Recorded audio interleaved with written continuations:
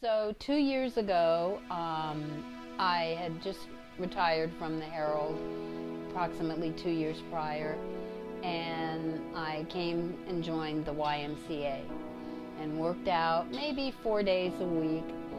And one day I was in my spinning class and Irma was the instructor, and I noticed that my heart rate was extremely high, and I had my MyZone belt on, and it was in red.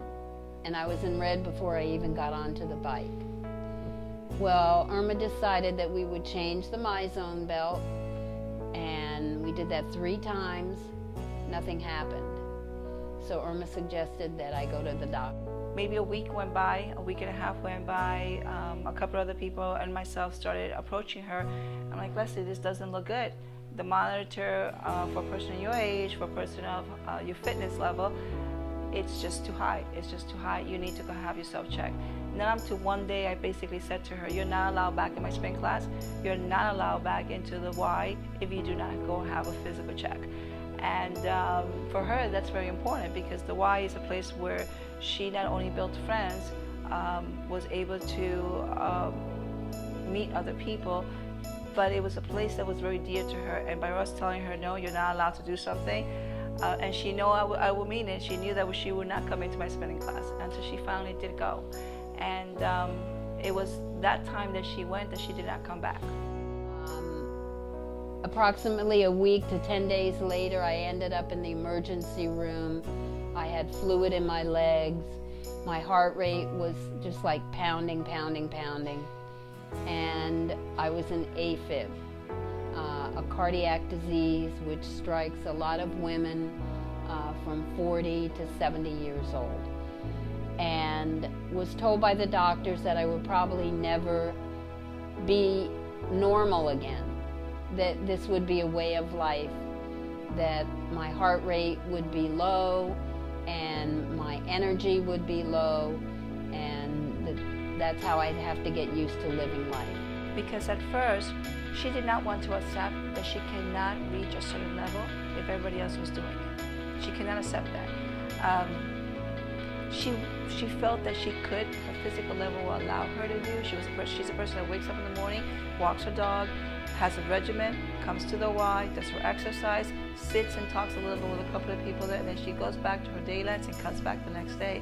So for her, to have her stop and analyze and stop and kind of, okay, let's take some steps, was not easy for her, because in her mind she cannot see it. I want to keep going. I've been coming to the Y, and I decided in my mind that the YMCA was going to be my job. That every morning I was going to come, just like I had gone to the Herald for 35 years, I was going to start coming to the YMCA. Only I was going to be healthy living. That was my job. So I began this quest to make sure I would get better. At the time, my doctor spoke to Jenny, who was helping me to kind of, get back into the swing of things, but yet watching everything that I did. And I was told by the doctor 85 was the highest that my heart rate should go. All the instructors were informed to be on the lookout, to watch her, make sure that, when she gets on the treadmill, she's in the spinning class, please make sure that her heart rate stays down. So I went along with that for a couple of months. The doctor took an EKG, said, oh my God, you're getting so much better. Okay, we'll raise your heart rate to 100, 110, 118. Now I'm at 120, and I have to be held back.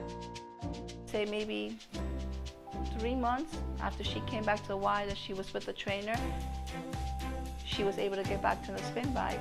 She came specifically to my class, and she showed me that she can do it, but now monitored, now with a level that we can actually control, she was able to do it. And that's where she is now. She's an amazing woman.